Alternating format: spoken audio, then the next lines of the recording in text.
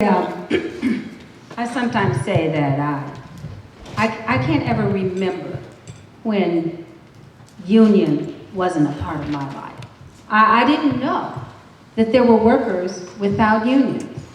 I'm from Flint, Michigan, and I think I cut my teeth on words like strike vote and scab and picket. I didn't even know that you could cross a picket line. Maybe I thought you vaporized to a new dimension if you crossed a picket line. It was just unheard of to cross a picket line. I mean, that was my upbringing in Flint, Michigan. UAW, Teamsters, Jimmy Hoffa. I mean, those were like household words. And so I believed in unions. I believed in what unions do, and I still do. It's very unpopular to believe in unions on Ohio State's campus.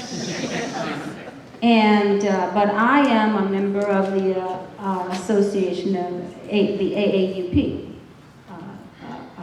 the Association of University Professors. And I am a member and I pay dues because why? Because I feel like you have to support the activities that you believe in. And those organizers, whether they're ever going to get the support of enough faculty to form a faculty union at Ohio State or not, they never will if they don't get the support of those of us who believe in unions. That's right.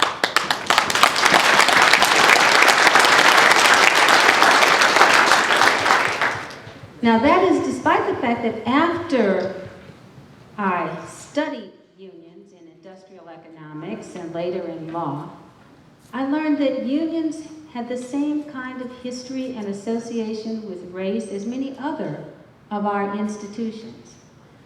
But because of interest convergence, because you had something that you could do together, workers could do together, that workers could not do solo, unionized labor were among the first to break that racial barrier because you had something in common.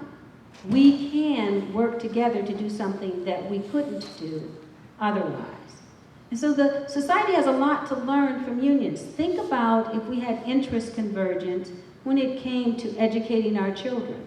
Could we do a better job of educating our children if we accepted and recognized that a diverse educational institution would meet the needs of all of the students as opposed to the way we do it now, which doesn't make much sense, does it?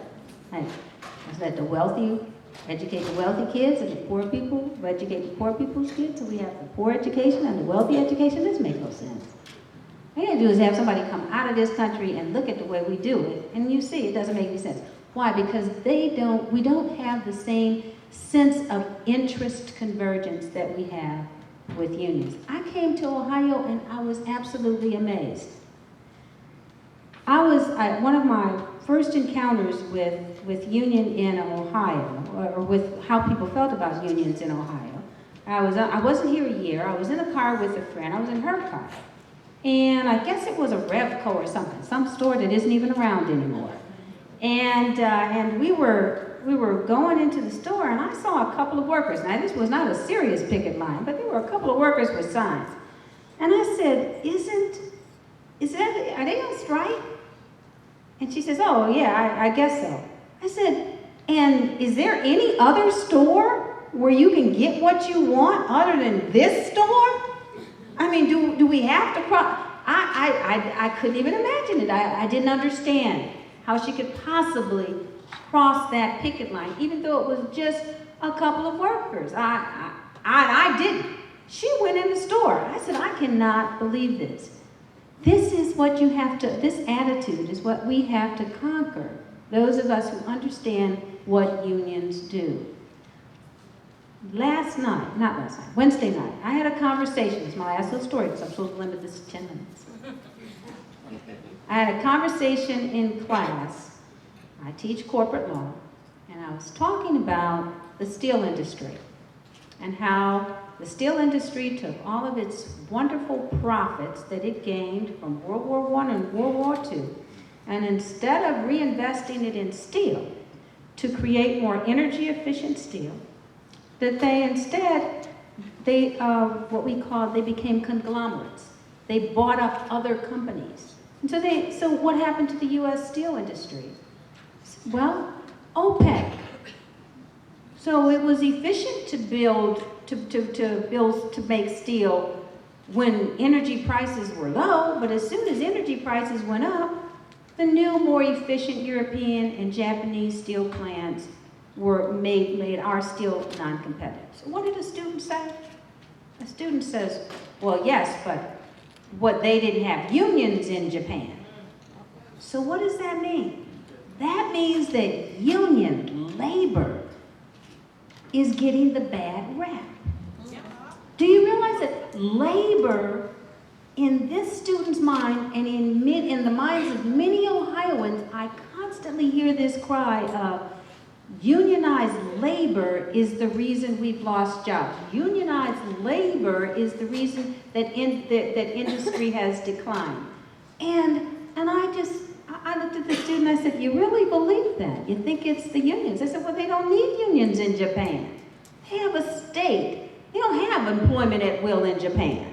They don't have a rule that says, I can fire you whenever I choose to fire you, with no reason whatsoever. That's American law.